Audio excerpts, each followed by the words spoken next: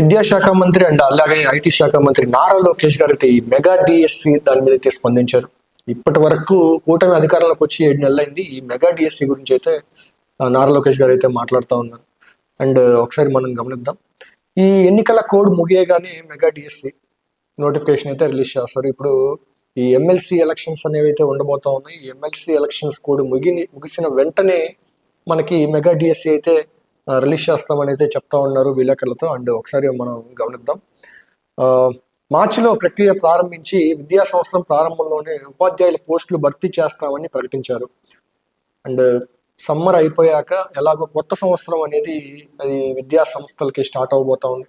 ఈ గ్యాప్లో కొత్త టీచర్స్ని అయితే వీళ్ళు రిక్రూట్మెంట్ చేసుకోబోతా ఉన్నారు. మెగా డిఎస్సి అయితే ఆ టైంలో దానికంటే కొంచెం ముందే రిలీజ్ చేస్తామని అయితే చెప్తా ఉన్నారు. వైకాపా ప్రభుత్వంలో పెండింగ్ పెట్టినటువంటి రుసుములను చెల్లించాలని ఆ పార్టీ నేతలే నేడు ఆందోళనకు పిలుపునివ్వడం విడ్డూరంగా ఉందన్నారు. అండ్ గత ప్రభుత్వంలో ఉన్నటువంటి వైఎస్ఆర్సీపీ పార్టీ వాళ్ళు ఈ టీచర్స్కి ఏమైతే శాలరీస్ ఇవ్వాలో వాళ్ళ దగ్గరికి రావాల్సినటువంటి రుసుము వాళ్ళకైతే చెల్లించలేదు. బట్ ఇప్పుడు వాళ్ళ అధికారం కోల్పోయాక ఇక్కడ అధికార పార్టీ మీద అయితే మీరు గతంలో వాళ్ళు చేసినటువంటి తప్పిని వీళ్ళు కవర్ చేయాలి అని చెప్పేసి అయితే అఫీషియల్గా వాళ్ళకి శాలరీస్ వాళ్ళకి ఇవ్వాలి, వాళ్ళ పెండింగ్ శాలరీస్ వాళ్ళకి ఇవ్వాలి అని చెప్పేసి ఆ విషయం మీద ఇది చాలా విడ్డూరంగా ఉందని చెప్పేసి అయితే నారా లోకేష్ గారు అయితే అంటా ఉన్నారు.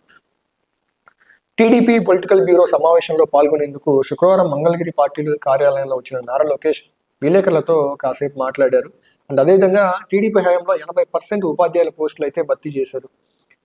కేవలం ఈ టీడీపీ హయాంలోనే దాదాపుగా 80% ఉపాధ్యాయుల పోస్టులు అయితే భర్తీ చేస్తున్నారని చెప్పి చెప్తా ఉన్నారు. విద్యాశాఖలో ప్రతి నిర్ణయంలోనూ ఉపాధ్యాయుల అభిప్రాయాలు తీసుకుంటున్నాం, ఉపాధ్యాయుల సంఘాలతో నిత్యం సంప్రదిస్తున్నాం, ప్రతి శుక్రవారం పాఠశాల విద్యా కమిషన్ వారికి అందుబాటులో ఉంటున్నాం, నేను కలుస్తున్నాను. ఉమ్మడి ఆంధ్రప్రదేశ్ నవ్యాంధ్రలో 80% ఉపాధ్యాయుల పోస్టులు టీడీపీ హయాంలోనే భర్తీ అయ్యాయి.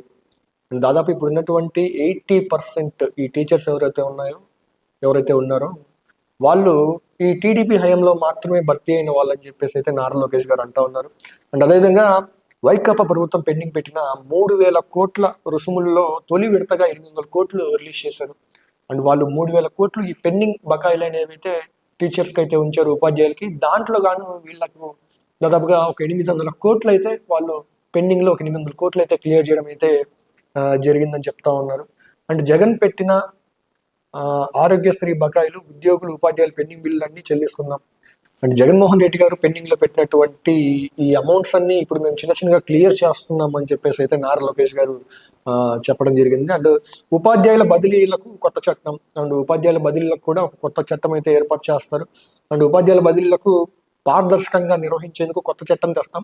ప్రభుత్వ పాఠశాలలో డ్రాప్అవుట్ నివారణకు ప్రత్యేక వ్యవస్థ, విద్యార్థుల సంఖ్యను ఖచ్చితంగా తెలుసుకునేందుకు అపార్ కార్డును విధానాన్ని తెస్తాం.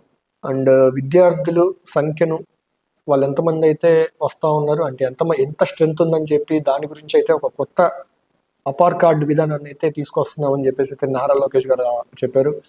అండ్ అదేవిధంగా వాట్సాప్ గవర్నెన్స్ అయితే స్టార్ట్ చేశారు. ఇది స్టార్ట్ చేసి 2 రోజులైంది. ఇప్పటికే వాట్సాప్ గవర్నెన్స్కి ఒక మంచి స్పందన వస్తుంది, దాని సర్వీసెస్ కూడా బాగున్నాయని చెప్పి చాలా మంది అంటా ఉన్నారని చెప్పేసి అయితే నారా లోకేష్ గారు అన్నారు. అండ్ డెఫినెట్గా ఈ ఎమ్మెల్సీ ఎలక్షన్స్ కోడ్ ముగియగానే ఈ మెగా డిఎస్సి అయితే రిలీజ్ చేయబోతా ఉన్నారు నారా లోకేష్ గారు. అండ్ ఎవరెవరైతే ఈ టీటీసీ చదివి డిఎస్సి చదివి ఈ టీచర్ పోస్టులకి ప్రిపేర్ అవుతున్న వాళ్ళకైతే ఇది ఒక శుభవార్త అని అయితే మనం చెప్పుకోవచ్చు.